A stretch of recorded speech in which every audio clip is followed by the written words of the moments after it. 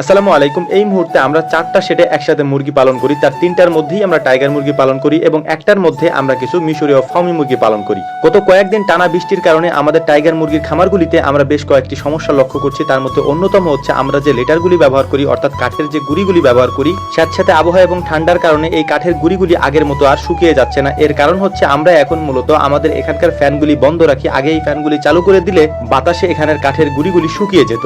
অনেক চিন্তা ভাবনা করে আজকে আমরা একটা প্ল্যান করেছি, আর সেইটা হচ্ছে আমাদের এখানকার কাঠের গুঁড়িগুলি আমরা এখান থেকে সরিয়ে ফেলবো, অর্থাৎ ফেলে দিব। এখানে নতুন করে আমরা ধানের তুষ ব্যবহার করব। কাঠের গুঁড়ির তুলনায় ধানের তুষ অনেক বেশি শুষ্ক থাকে, যেটা আমরা আগেও দেখেছি, যেটা আমরা আমাদের কোয়েল পাখির খামারে ব্যবহার করে থাকি। তো আমরা সেটাই ব্যবহার করার চেষ্টা করবো ইনশাআল্লাহ। ধানের তুষ দেওয়ার পূর্বে আমরা যে কাজটি করব সেইটা হচ্ছে এখানে যে কাঠের গুঁড়িগুলি রয়েছে, ভেজা যে কাঠের গুঁড়িগুলি রয়েছে, এই কাঠের গুঁড়িগুলিকে সুন্দর করে সারপট দিয়ে টেনে আমরা তুলে ফেলবো। তারপর আমরা সুন্দর করে এই জায়গাটাকে ঝাড়ু দিয়ে এখানে ভালো মতো পরিষ্কার করে এখানে আমরা জীবাণুনাশক স্প্রে করে দেবো।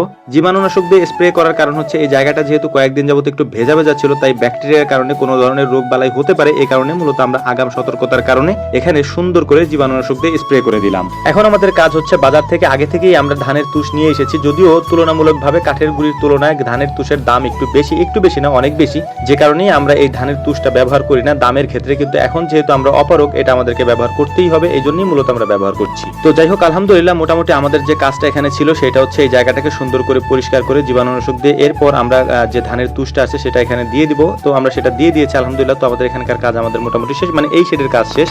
এখন আমরা যে শেডটাতে এসেছি এখানে মূলত ডিম পাড়া কিছু টাইগার মুরগি রয়েছে। এই মুরগিগুলোকে আমরা দেখে গেলাম যে এগুলো ঠিকঠাক মতো আছে কিনা। এখন আমরা যেখানে এসেছি এইটা মূলত আমাদের 3 নাম্বার টাইগার মুরগির শেড। এখানে আমরা মোরগগুলি রেখেছি, আমরা বাছাই করা বেশ কিছু মোরগ এখানে রেখে দিয়েছি। বাছাই করা বলতে বড় বড় যে সাইজের যে মোরগগুলি আছে সেই মোরগগুলিকে আমরা এখানে নিয়ে এসেছি।